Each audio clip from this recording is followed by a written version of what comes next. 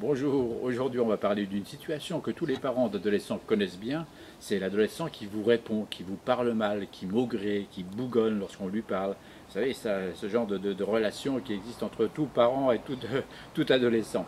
Alors c'est très déstabilisant parce que c'est un des premiers signes, on l'a dit, un des premiers signes de l'entrée dans l'adolescence. Alors on va d'abord expliquer pourquoi et ensuite on répondra à la question comment faire, comment gérer cette situation éventuelle. Alors le pourquoi. On l'a dit, le pourquoi dans une autre chronique, l'adolescence est provoquée par une pulsion, c'est la pulsion sexuelle. La pulsion sexuelle va pousser l'adolescent à aller vers l'extérieur, à chercher des repères à l'extérieur et à remettre en cause en quelque sorte les repères de la maison. Cette situation d'entre-deux le déstabilise et le rend forcément anxieux. C'est pour cela que tous les adolescents sont anxieux, plus ou moins évidemment, certains le seront plus en fonction de leur histoire antécédente.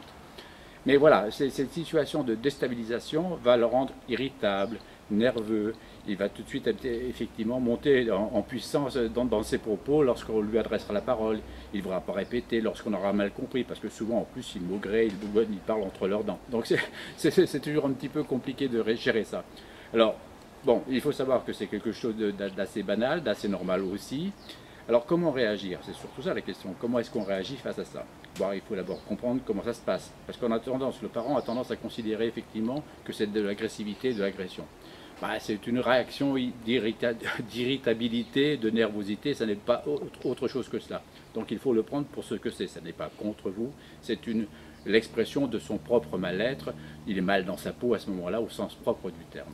Donc bien interpréter les choses de façon à ne pas répondre de la même façon. Parce que si on répond de la même façon, effectivement, se produit ce que j'appelle un phénomène d'angoisse interactive interférente, c'est-à-dire qu'à l'angoisse de l'adolescent répond l'angoisse du parent qui est déstabilisé, et en général, c'est ça qui provoque les clashs les plus importants. Donc on prendra un petit peu de recul avec ça, et on essayera de ne pas lui répondre sur le même temps, en essayant de bien comprendre ce qui se passe.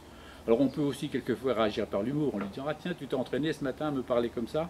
Mais le plus souvent, la plupart du temps, on lui en parlera au cours des repas, dans des situations apaisées, on lui fera remarquer, parce que en général, les adolescents ne se rendent pas compte qu'ils parlent comme ça, et pour eux, c'est leur façon de s'exprimer.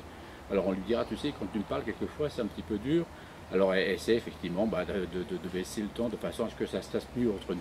Voilà, les relations entre les parents et les adolescents, c'est toujours un sujet compliqué, un petit peu délicat.